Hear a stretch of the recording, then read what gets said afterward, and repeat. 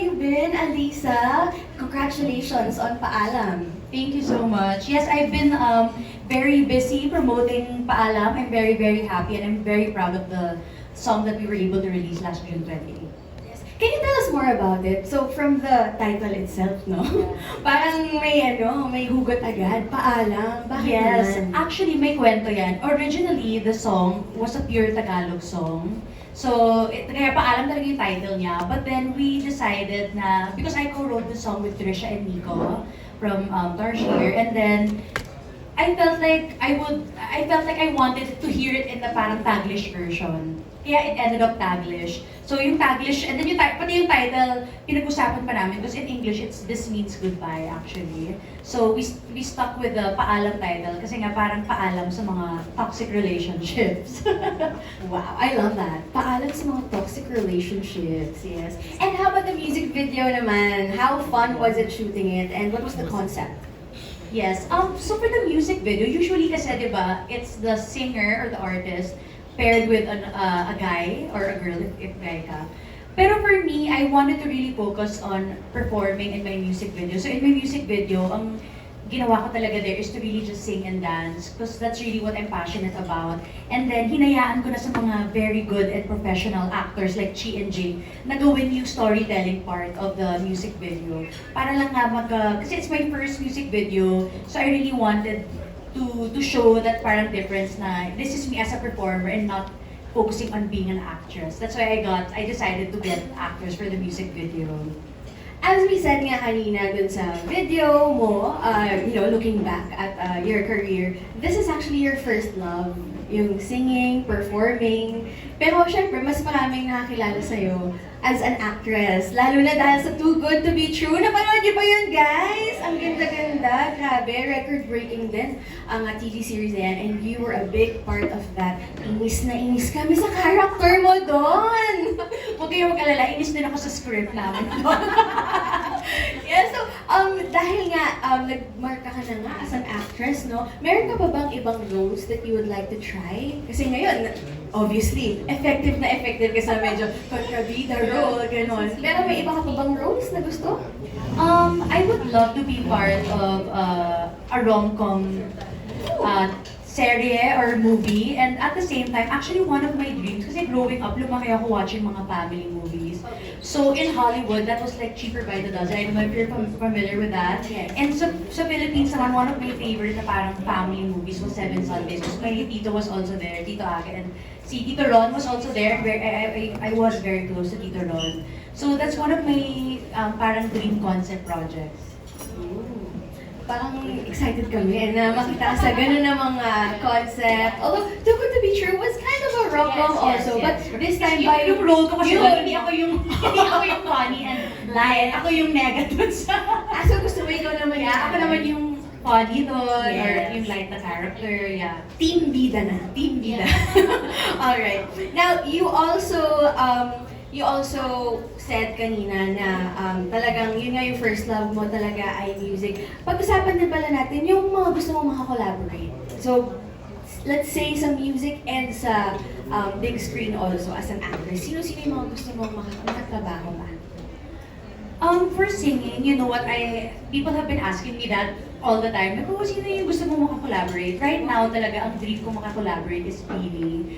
I feel like the success of Beanie kasi awakened and renewed the love of Filipinos for OPM and K-pop music. So, actually, I'm sure everyone in the music industry will agree that parang this is a renewing of love niya for OPM. So, I really want to work with them. And they're also all girls. So, parang, it's aligned with the women empowerment message that I also want to share to the world.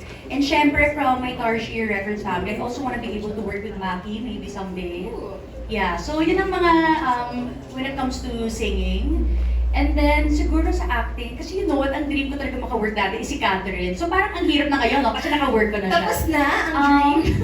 Ang dami pa kasi, parang I feel like there's a lot of people that I want to work with in the industry. But siguro, someone rin from my family, because I haven't worked with anyone from my family. Really? Yeah, I haven't. Oh, is that intentional? Or hindi lang talaga nagkakataon? Feeling ko kasi pag nagka-casting, parang sila na mismo yung nagsabi, parang masyadong maraming mulat dito. Kaya Parang parang plan nyo. be intentional na if magkasama man kami sa project, like it's intentionally na, oh sige pagsamahin natin itong dalawang to, ganun. Oh. Like parang ngayon yata, I think Janine is with Tita Lotlot in Lavender Fields. Sama ba ako? Oh. Pero I think magkasama sila. So parang ganon. Like, What if inagdag ka dun? Isama.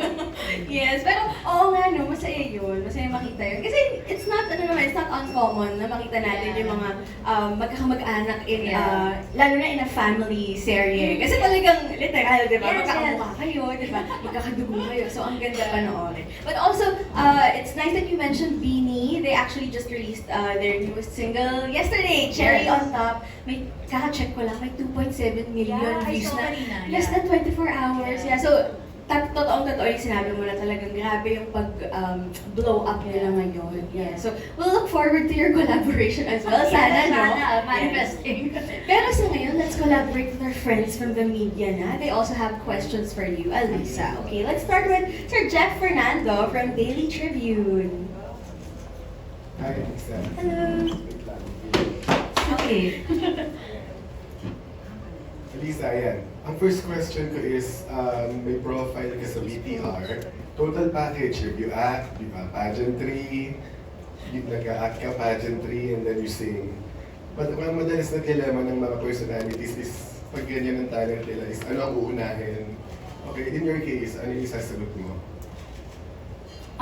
So recently po kasi in the job opportunities that were given to me, it really was acting. But if you were to ask me based on what I love, I really love singing the most. As in, if you were to tell me that I have to perform in the next hour, kaya ko po siya ng walang pagnenervyos. Pero kapag, okay, may importanteng eksena ganito, parang it takes parang more preparation from me. I think it's also because coming from a background na puro artista po yung family po namin. So there's more pressure in that aspect compared to singing. Okay.